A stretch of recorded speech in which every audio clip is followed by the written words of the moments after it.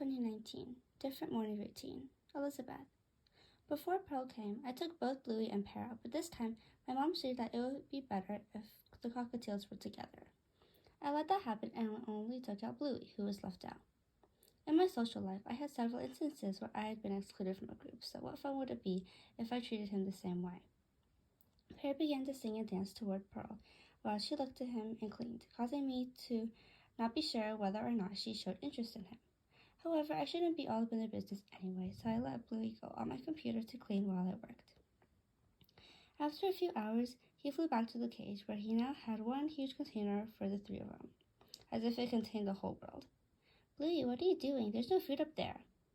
He began to bob his head to something silver, and when I tried to put my hand over it, he bit me. I realized that he thought it was another Bubbles. As the cockatiels walked back and forth in the cage, longing to be let out, I opened the door. Pearl went inside to eat while Bluey stood on the silver knob, preventing Pearl from getting to it. She's really something.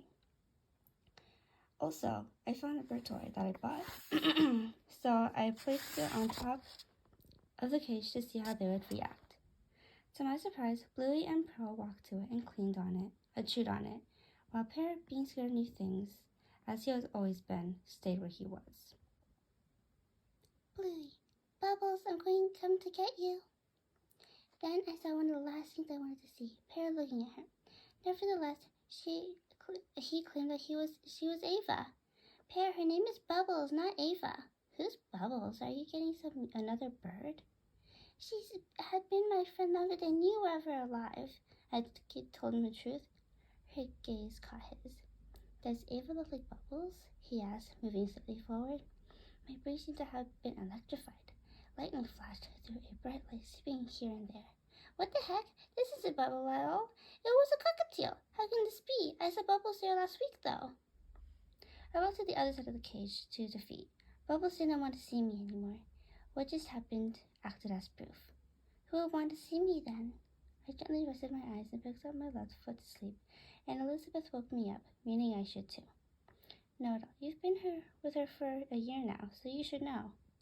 Me, that's true, but I'm not a robot, okay? She let me out as she brought me to her computer. Yay, I knew she'd never let me down. Now I have the whole house to myself. Type, type, type. Regarding the case, I remembered that Bubbles was up there somewhere, so I went full speed to meet her. I hope no one got the wrong idea. I love them both equally, but I hadn't spent much time with Bubbles this morning. Then Pearl and I walked toward this strange new toy Elizabeth put upon us, making us the toy testers.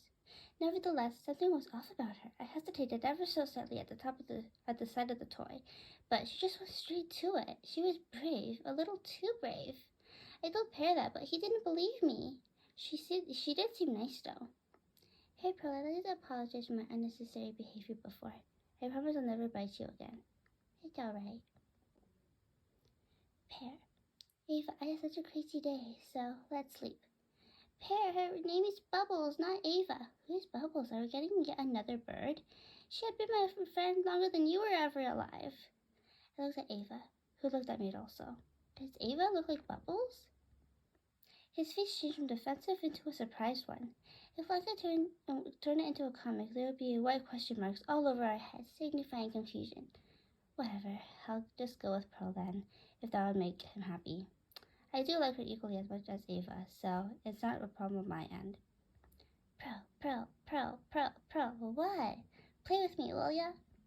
She came, but was too close to Ava. I shouted at her to ensure Ava's safety.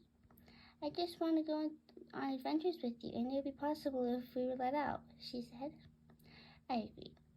I walked across, hoping Elizabeth would see us. She did, and opened the cage door. Pearl then joined Bluey due to a new monster. Come on, join me. You must fight your fear and not let it control you to your worst. No. Pear, I think Pearl is way too brave. No one can be too brave. She can teach me how to be like her, I rejected. I even saw them in a friendly form. Pearl, Millie, come to me. You're queen. Follow your leader. Silence. Too silent. I opened my eyes to ensure her safety and saw Pearl and Bluey eyeing each other. It's probably some matter that I didn't resonate with. Besides, I could worsen it if it needed it more. Like a climax in a story, they narrowed their eyes and blinked fast, then slow again and again.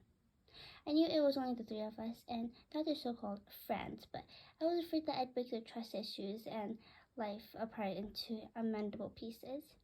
In other words, staying quiet was the best option. Pearl, Pearl, Pearl, Pearl, Pearl. What? Play with me, will ya? You didn't bit me when I was his friend. No, don't freak out. He's just protective.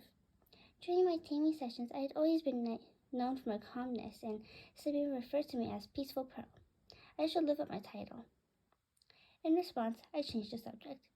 I just want to go on adventures with you. It would be possible if we were let out. Elizabeth helped by opening the door, not causing us to wait a century, and put a strange but familiar toy on the top of the cage.